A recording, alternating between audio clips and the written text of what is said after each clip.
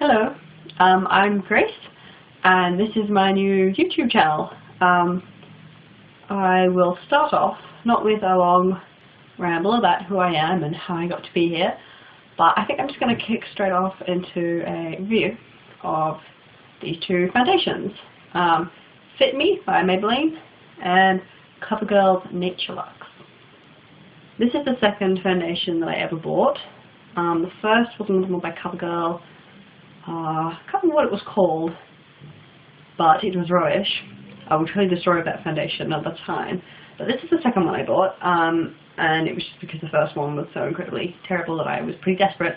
And I saw this in a makeup sale, and it was $14 New Zealand, which is very, very cheap.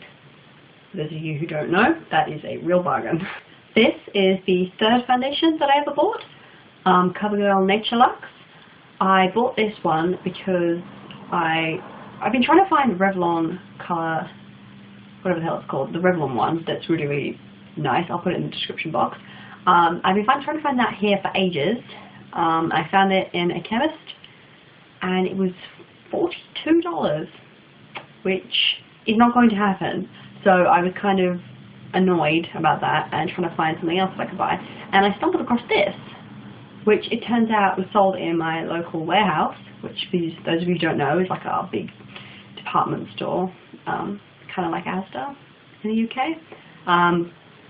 It was $20, I think, either $15 or $20, either way. Good, reasonable price I was prepared to pay, and there were some good reviews, and it has a nice pale colour, which is very important for me because, as you can see, there's not much colour and definitely no tan happening on this face. So the fact that they had a foundation available in a lovely alabaster 305 this is, that was a big factor in why I bought this. I knew nothing about this when I bought it. I just saw that it was cheap and pale and went with it pretty much. And because my only other foundation experience had been so horrible, I didn't really have anything to compare this to. So I actually used this solidly for like 8 months, 6 months, quite a while. I probably used up, like the bottle's probably empty, it's probably only up to about there, so I used up a good chunk of it.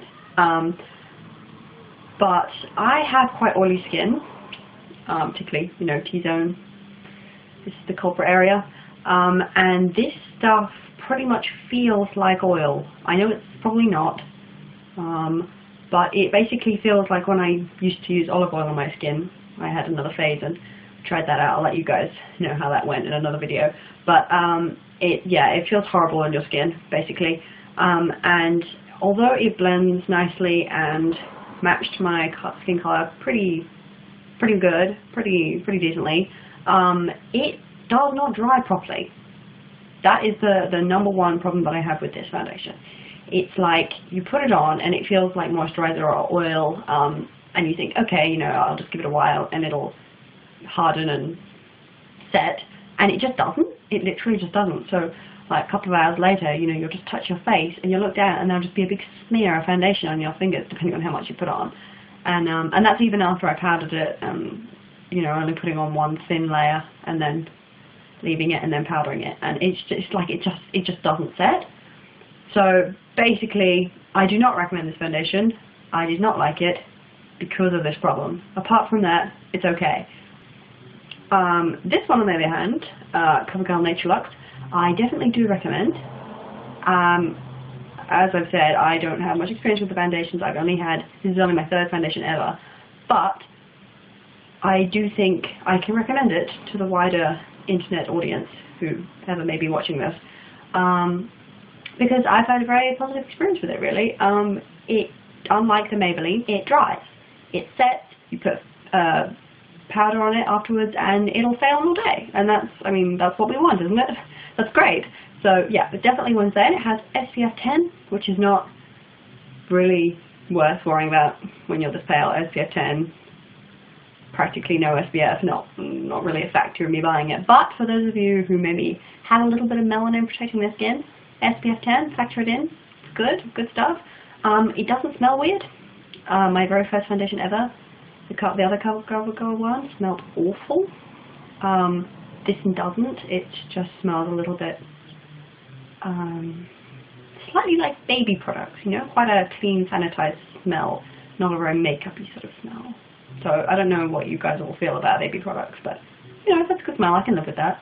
But yeah, I'm very happy that I bought it. I'm fairly sure I'm going to use it right up to the bottom. Oh, the important thing to mention is it had a lot more coverage than the Maybelline, which personally is very much for me, because as you can see, I have a full face full of blemishes, pimples, good times, acne, I'm 18, it happens, gotta live with it. This did next to nothing to cover those up. Like it was just one of those, you know, like evening out your skin tone type thing, you know, just making everything look a bit flatter and more uniform. Whereas this actually covers things, and you can build layers of it, and I can pretty much use it like a mild concealer if I build up a couple of layers over a particular angry red patch that I have going on. This will actually, a couple of layers of this will cover it if I, you know, do it right and build it up nice and thin. So that's great. In terms of colour, Alabaster, this suits my skin more than this. That's neither here nor there, but for me it's great. This is more yellow, this is more pink. I have more pink undertone, I think, so it suits me better. And it just generally, if you're a pale person and maybe a redhead or an auburn or a gingery sort of, depending whether you call it red hair or not, it's a whole other debate, but it's more likely to suit you than maybe if you're a bit sallow. This might be, if you have if you're a sallow person with dry skin, this might actually be a good option. Maybe give it a try, but the non-drying problem is a bit of a killer, really. So yeah, out of 10, I'd rate this a 4. So not a pass. It's definitely a fail, but it's not a bad fail, and I'll find ways to use it. This, I can't like sort of rate it too highly because I haven't tried enough foundations, but I'd be tempted to. I'm going to go with a 7.5. I don't feel comfortable giving it an 8 because I might yet find some big flaw in it, but I'm very satisfied with my purchase for 20 bucks. Good deal, and yeah, hopefully I'll use this use it all up, and then I will reconsider my rating. So thank you if you got to the end of this, and hopefully I'll see you again in another video. Bye, have a nice day.